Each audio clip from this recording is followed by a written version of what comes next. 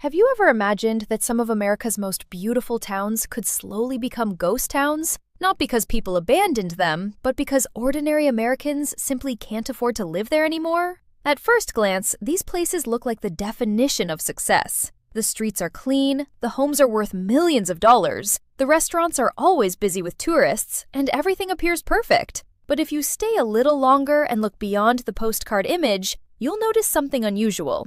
The teachers who educate the children no longer live in the town. The firefighters protecting the community drive 2 hours to work. Nurses, police officers, restaurant employees, and even small business owners have been pushed farther and farther away because the cost of living has become impossible. In my opinion, this is one of the biggest hidden stories in America today. These aren't traditional ghost towns with abandoned buildings and empty factories. They're communities slowly losing the very people who keep them alive.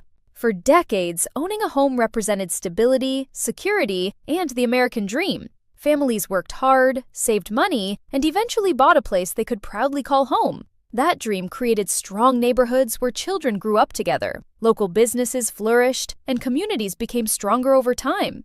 But today's reality feels very different. In many parts of the United States, home prices have increased much faster than household incomes. Even when mortgage rates change, affordability doesn't suddenly return because prices have already climbed to levels that many working families simply cannot reach. What makes this situation even more surprising is that many of the people being priced out are not unemployed or struggling financially in the traditional sense. They're professionals with stable careers and respectable incomes. Yet, despite working full-time, buying a home in the communities they serve has become almost impossible. I believe this is where the housing crisis becomes more than just an economic issue. It becomes a community issue. Think about it for a moment. A town cannot function without teachers, nurses, construction workers, grocery store employees, mechanics, police officers, and firefighters. These are the people who make everyday life possible. But if every one of them is forced to live 50, 70, or even 100 miles away because housing has become unaffordable, the entire community begins to change.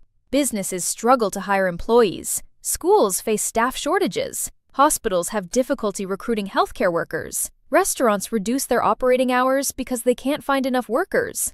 Slowly, almost invisibly, the town starts losing its balance. From the outside, everything still looks wealthy and successful, but underneath that image, the foundation is beginning to crack.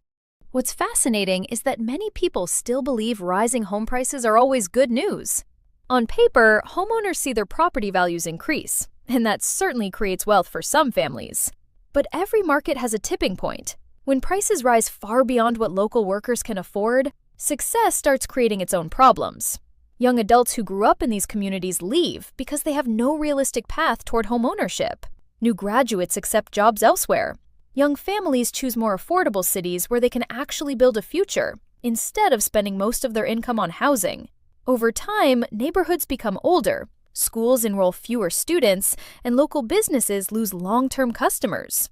In my view, this is one of the least discussed consequences of America's housing affordability crisis. It's not simply about expensive homes. It's about whether communities can continue replacing one generation with the next.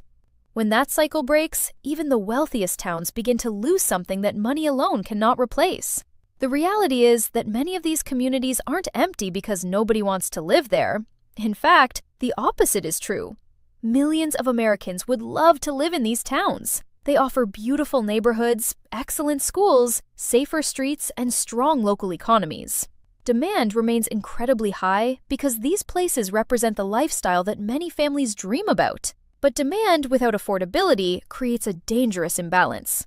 When too many people compete for too few homes, prices rise faster and faster until eventually only the highest earners can realistically stay.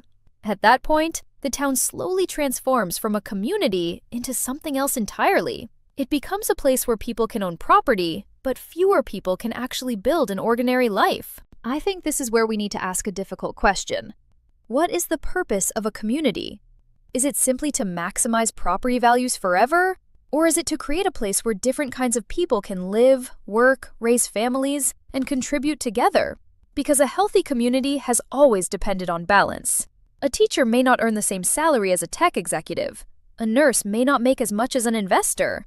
A firefighter may never become a millionaire, but all of those people are equally essential. If a town reaches a point where only the wealthiest residents can remain, then eventually the community begins losing the diversity that made it successful in the first place. We're already seeing signs of this transformation across parts of America. In some areas, more homes are becoming vacation properties rather than primary residences. Other homes are purchased purely as investments and sit empty for long periods. Some neighborhoods remain physically full but socially quieter. Fewer children play outside. Fewer families move in. Local traditions slowly fade. There may still be lights in the windows, but the sense of community becomes weaker. That's why I call them the new American ghost towns. They're not abandoned in the traditional sense. They're slowly becoming places where everyday life is disappearing. And perhaps the most powerful part of this story is that many middle-class families are no longer asking how they can afford to stay. They're asking whether staying is even worth it. Across the country, families are moving to more affordable regions where their income goes further and where homeownership still feels achievable. They're choosing financial stability over prestige. They're choosing space over status. They're choosing peace of mind over constantly struggling to keep up with rising costs. Personally, I don't think most Americans are searching for luxury. I think they're searching for security. They want a home where one unexpected expense won't destroy their finances. They want enough savings to handle emergencies. They want the freedom to enjoy life instead of constantly worrying about housing costs. That migration could reshape the United States in ways we're only beginning to understand. Cities and towns that remain relatively affordable may continue attracting workers, families, and businesses. Meanwhile, some high-cost communities may keep losing the very people they depend on. Housing markets don't exist in isolation. They influence schools, local economies, demographics, labor markets, and even the future growth of entire regions. The affordability crisis is no longer just a real estate story. It's becoming one of the defining social and economic stories of modern America, and the consequences could last for decades. Looking ahead, no one can say with certainty exactly how this story will end.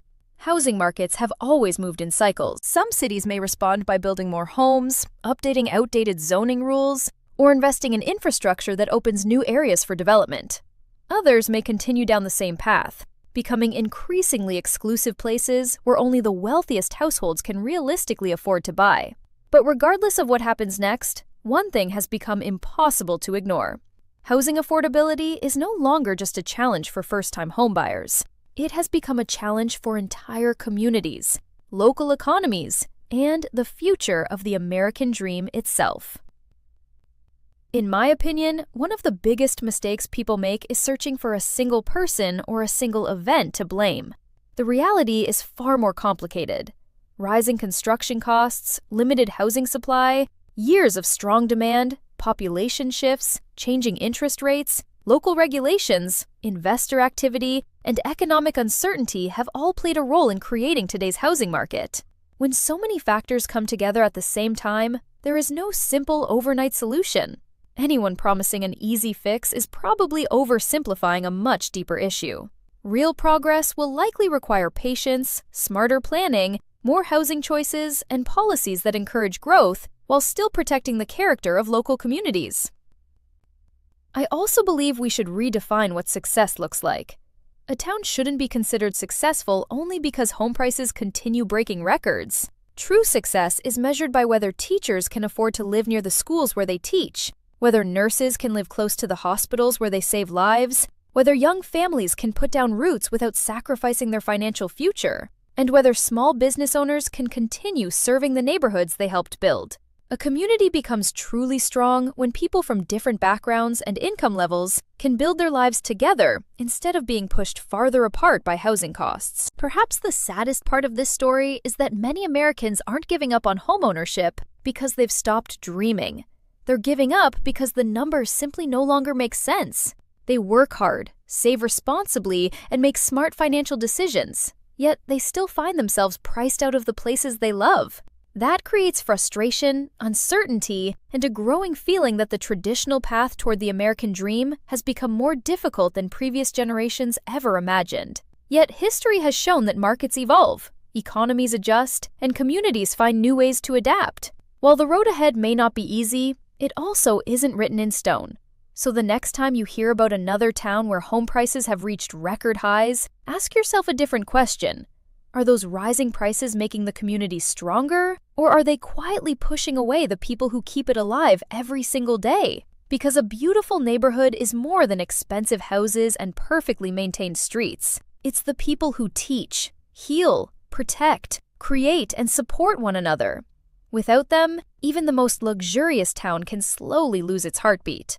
And that may be the real definition of America's new ghost towns. Not places abandoned by choice, but places where ordinary people can no longer afford to belong. If you found this perspective valuable, let me know what you think. Do you believe America's housing market is moving toward a healthier future? Or are we only beginning to see the long-term consequences of today's affordability crisis? Share your thoughts below because conversations like this matter. The future of housing isn't just about real estate. It will shape the future of American families, communities, and opportunities for generations to come.